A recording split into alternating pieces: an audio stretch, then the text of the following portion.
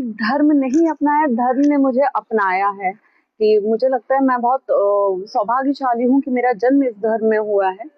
लेकिन अब रही बात इसको छोड़ने की या इस रास्ते से हटने की, मैं अपने धर्म को नहीं छोड़ सकती क्योंकि मैं बहुत गौरवान्वित हूँ कि मेरा इस धर्म में जन्म हुआ है। लेकिन रही बात खुल के उसका प्रचार करने की, जो मैं कर रही थी पिछले 1-1.5 साल से, वो अब मैं उसको यही विराम दूंगी। क्योंकि जिन धर्म गुरुओं का हम एक झलक पाना चाहते हैं, जिनके एक झलक पाने को हम अपना सौभाग्य समझते हैं, अपनी किस्मत समझते हैं, उनका आशीर्वाद लेने को अपनी किस्मत समझते हैं, वही अगर कुछ धर्म गुरु एक लड़की के विरोध में खड़े हो जाएं और वो भी लगातार 1 साल तक विरोध करते रहें, तो मैं अकेली कितनी कब तक लड़ूंगी।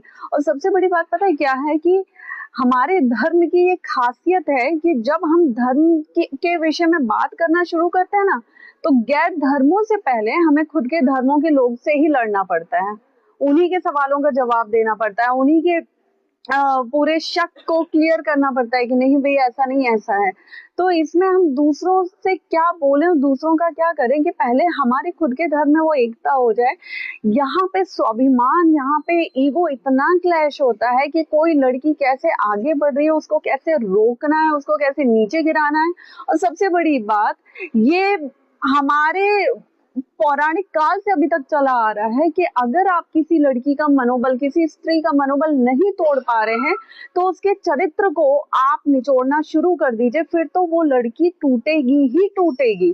तो ये तब भी हो रहा था, ये आज भी हो रहा है, और ये पता नहीं कब तक होगा कि कितना आसान हो जाता है कि एक लड़की को तोड़ना और हर तरह से तोड़ना। और आज मुझे लगता है कि अगर मेरे विरोध में 10 लोग भी खड़े हुए हैं, तो वो 10 लोग कम से कम इतना मानते हैं कि मैं उन 10 के बराबर अकेली खड़ी हूँ। तो अंत में जितनी भी मुझे परीक्षाएं देनी थी इस 1 साल में, मैंने बहुत की, मैंने सबको एक करने की कोशिश की, मैंने सबको प्रणाम किया, सबको लेकर चली। लेकिन अब मैं इन परीक्षाओं को यही विराम देती हूँ और अब मैं अपने पुराने काम को जो मैं करती थी उसको अच्छे से पूरा करूंगी। और मुझे लगता है कि वो ऐसा काम था जिसमें विरोध नहीं था, शांति से आप जी सकते थे। मुझे लगता था कि पहले धर्म के रास्ते में शांति है, लेकिन अब मुझे लगता है कि उसी पुराने काम में शांति है।